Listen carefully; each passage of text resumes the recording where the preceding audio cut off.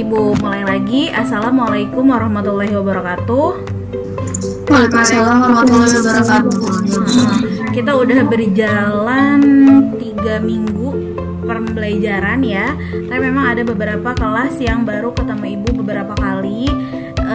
OTK keuangan itu 1 minggu mata pelajaran ada 6 jam. Kita masih membahas tentang materi-materi dari mulai penjelasan kas kecil sampai dengan pengelolaan.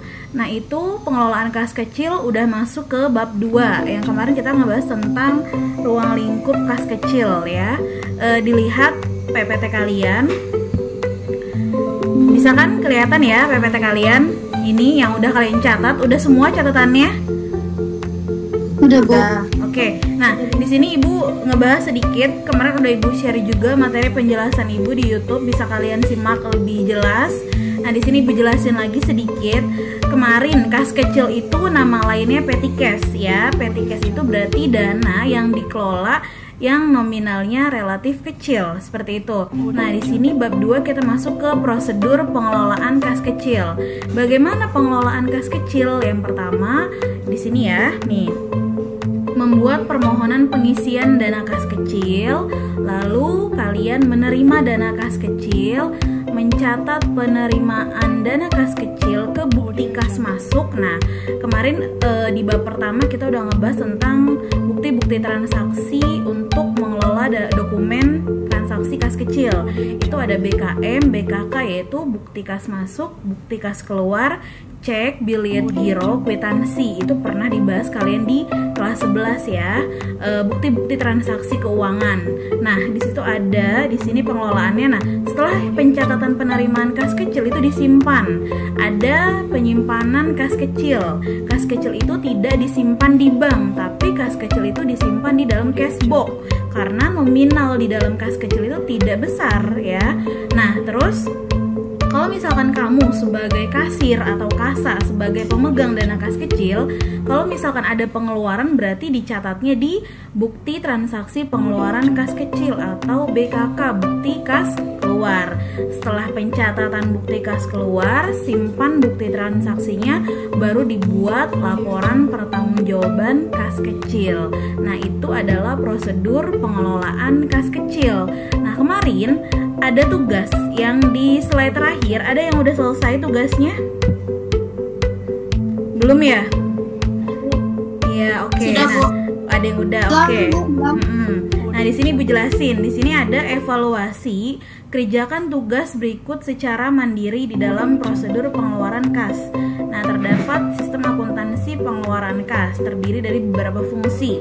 Ada fungsi kasir, fungsi utang pada kas kecil. Nah, oke, di sini Ibu jelasin ya, karena di dalam materi pengelolaan kas kecil ini nggak ada penjelasannya. Kalau yang belum selesai, bisa kalian catat apa yang Ibu sampaikan hari ini itu tentang pengertiannya. Jawaban dari evaluasi PowerPoint yang kemarin Ibu berikan. Nah, kalau misalkan ada yang udah selesai, nggak apa-apa, tetap dicatat juga ya. Oke. Ada yang baru bergabung.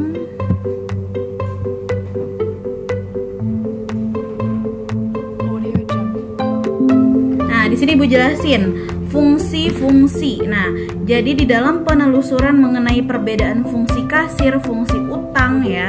Nah, di dalam prosedur pengelolaan kas kecil itu ada beberapa bagian-bagian. Yang pertama itu bagian pemegang dana kas kecil.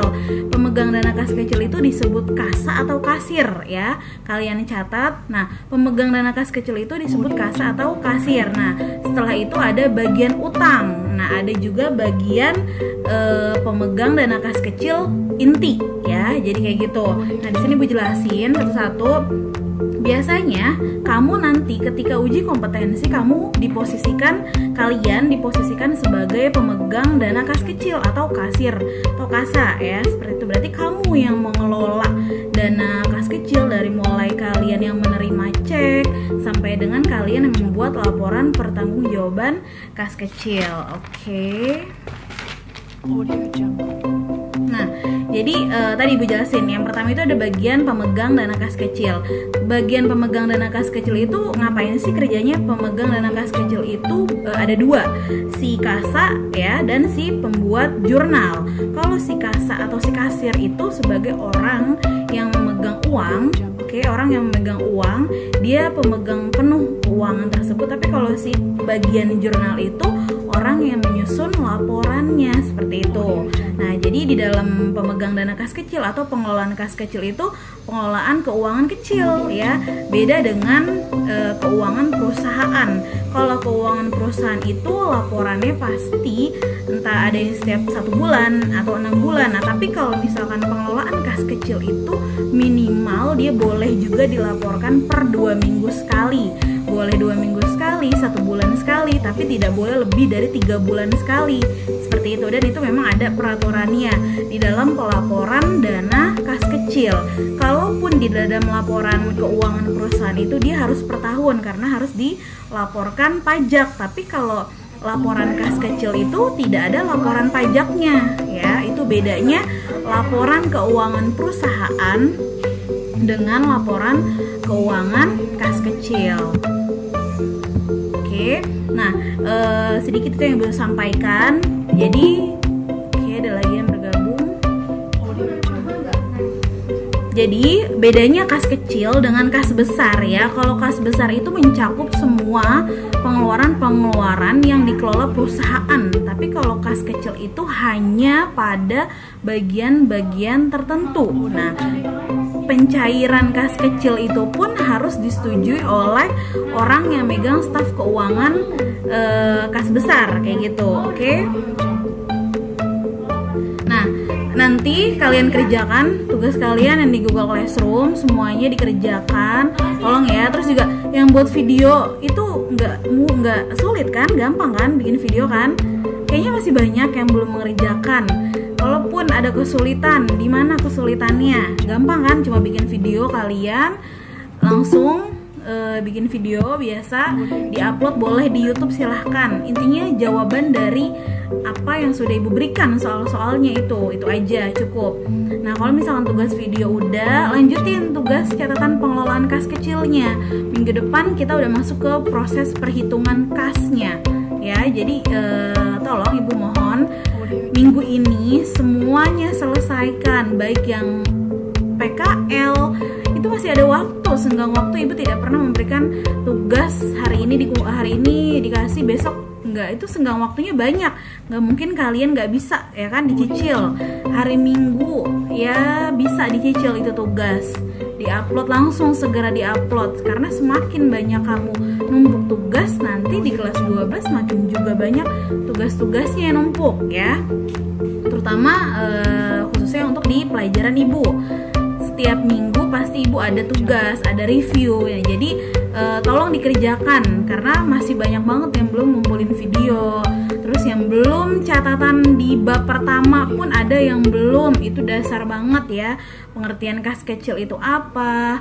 Itu belum ada beberapa anak yang belum mengupload tugasnya. Nah, sekarang kita udah masuk ke bab 2, yaitu pengelolaan kas kecil. Nah, di sini Ibu tanya, ada yang dapat buku besar OTK keuangan nggak? Kayak gini bukunya. Ada nggak? Ada. Dapat Bu. Dapat semua. Aku dapat semua. Oke ya. Kalau misalkan dapat semua, nanti Ibu gampang ngasih tugasnya. Nah, di sini kita masih masuk ke bab 1. Jadi Ibu pakai 2 buku. Yang pertama dari penerbit Erlangga. Kalau ini yang tahun lalu itu penerbitnya langsung dari Kresno, yaitu udah masuk ke pengelolaan kas kecil. Tapi kalau kalian dapet yang buku ini, no problem. Kita masih di bab 1 ya. Bab 1 itu masih tentang konsep dasar pengelolaan kas kecil. Next di bab 2 ini juga sama. Di bab 2 ini masuknya langsung ke penyusunan laporan dana kas kecil. Nah, minggu depan Ibu bahas tentang penyusunan laporan dana kas kecil.